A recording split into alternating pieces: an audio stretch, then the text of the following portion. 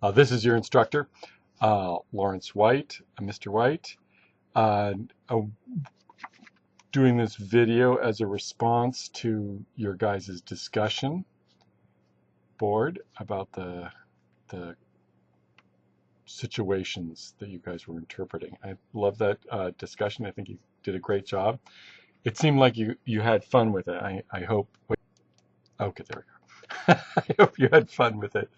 Um, and I thought it was really great to hear or to read all your responses. I think that's one nice thing about the online class is in a regular class, in the real life class, you don't necessarily hear from every student. Some students are very quiet and keep to themselves. But with the online setup, I get to hear from each one of you, and that's pretty cool.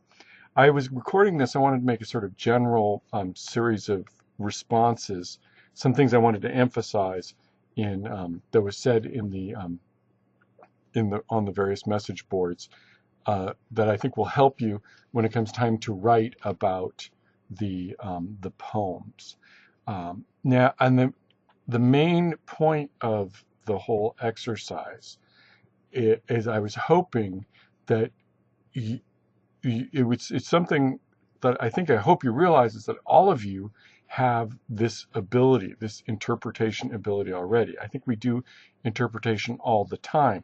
These scenarios, there was the information was minimal, okay, but think about situations in your life where you do exactly this kind of thing. I think in your home life, with your family or roommates or spouse, children, parents, stuff like that, where people say things and you because you know them so well that they say one thing and you can tell. I mean, they say something and you can tell what sort of the larger situation that fits in. And that's very much, I think, like with the poems. It you can see this. Like if you look at what's actually being said, you can actually picture a larger situation for them. And that's for the most part, that's a lot of what we're going to do when we're writing about the poems. Okay, so as a general comment, something important to keep in mind, that the key to a good interpretation is how well does it fit with all the details of all the evidence that you have before you. And so when you're writing a poem, when you're writing about a poem, you want to find something that can fit with like all the words of the poem. Do you have a picture to describe things that fits with everything that that that was involved? And that's a sign of a really good interpretation. It's sort of like you have a way of looking at it, and your way of looking at it can account for all the details that are in the poem, all the evidence. Another thing to keep in mind is there's no one right answer in any of these cases. The people have professionals, academic types have been writing interpretations of poems professionally for 100 to 200 years, as far as I can tell. And so if there's one, and they're writing about the same poems all the time. How many people have been writing about the Shakespeare plays? He hasn't written any new plays in 400 years, but people still keep coming up with new interpretations on what he's already written. So that shows you that there are multiple ways of looking at this. I forget exactly who, someone on the message board had the interpretation about the Eliot poem, and they thought that someone on the message board said that they thought the person had torn the poem out because they liked the poem. And I thought it also could be that they tore the poem out maybe because they hated the poem. I said, can't stand that this is in my book. I'm going to rip this out of my book. I never want to see this thing again. And I think actually, given the evidence of the scenario that I described there, I think either interpretation could be true. I'm not saying that mine is right and the other one's wrong.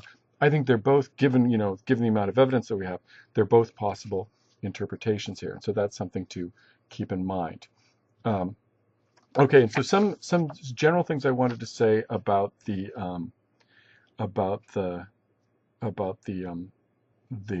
the scenarios. Okay, something about the scenarios, and keep in mind that, and this is related to something I'm going to repeat many times during the quarter, is that the key to writing arguments, and that is, although I love talking about literature, and I think one of the great things about doing this version of the class is that you get to talk about literature, and if those of us that like talking about literature, it's a good thing. But the most important thing in the class is learning how to write papers for school.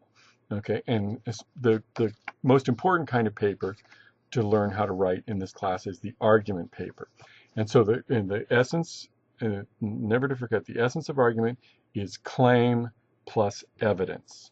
Okay, every time you make a claim, you want to directly connect it to evidence. Okay, when we're talking about literature, talking about poems and things like that, our evidence, for the most part, the bulk of our evidence are the words in the poem. So anytime we want to make a connection to something, we want to connect it to the words. So I'd like to go over a couple of the scenarios and show. I think you guys had a lot of great claims, and I want to show you some places where you could sort of more closely connect the claims to the words in the scenario.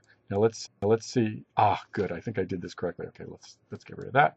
Okay, so here was the first scenario, and I thought I forget who it was, but someone said, a couple people made comments about the language in this part here, the first part, the ha ha ha ha, she sure is crazy, hey, I gotta go, talk to you later, and how that language was not professional. Okay, in this is a situation. This is a professional situation, right? There's a receptionist at a desk. You're walking up to the front desk of the dentist's office. Chances are you're a customer, you're a patient of the dentist. So this is a professional, this person is doing their job. They're supposed to be acting professionally. If they're on the phone and they're saying this informal language, like something like she sure is crazy there, or like I gotta go. Notice how that in writing, that's very much like informal language. The talk to you later, they're very, only a customer that you're like very familiar with would you ever say something like that.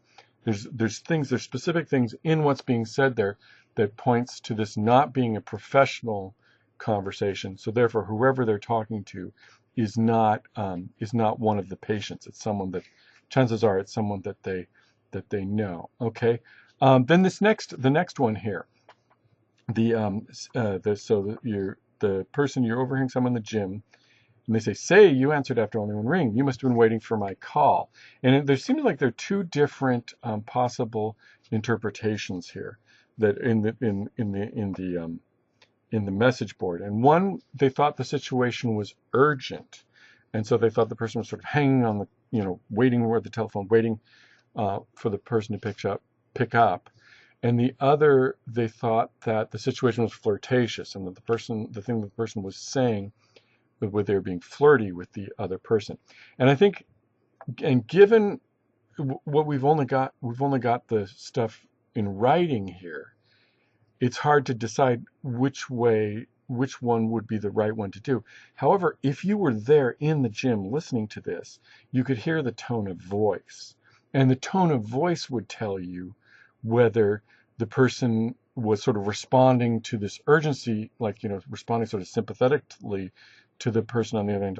You must have been really concerned. Something, you could hear someone say, you answered after only one ring. You must have been waiting for my call. And that's the tone of voice I'm not a great actor, sorry. That sounds like someone's responding to feeling the sense of urgency on the other side. Or if the tone of voice was this, say, you answered after only one ring. You must have been waiting for my call.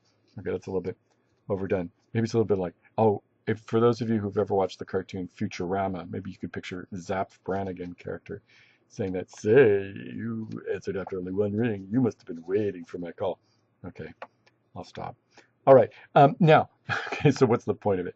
In writing, you don't get to hear tone of voice. Tone of voice is actually, I think, very difficult to pick up in writing. And I think as we talk about poems, I think sometimes it can be very difficult to identify what exactly is tone of voice. It's something that's actually kind of easy in when we listen to people talk, but in writing, it's very hard to convey, I think, in writing, and it's hard to pick up when you're interpreting. Okay, and then I think the last one of these that I wanted, the conversation ones, so I want to talk about is this one here. So this is the subway one, and the person's saying no, no, no. Well, thank you anyway. Or you can picture like maybe if you could picture like the pauses there, you could hear no, no, no. Well, thank you anyway. Okay. Now, there was a lot of the folks thought in terms of a telemarketer is calling this person. Okay. Now, I think I may have been giving the game away there with the way I read this, sort of telling you how I think it goes. But you think about the last statement there. Well, thank you anyway. Now, for those of you, I think we've all gotten phone calls from telemarketers, and I think, now I could be wrong, but I think I doubt that any of us have ended the phone conversation with a telemarketer with the, well, thank you anyway. If you think about it, if you think about it, try to picture what are the situations where you, like maybe in your life, where you have said something like that.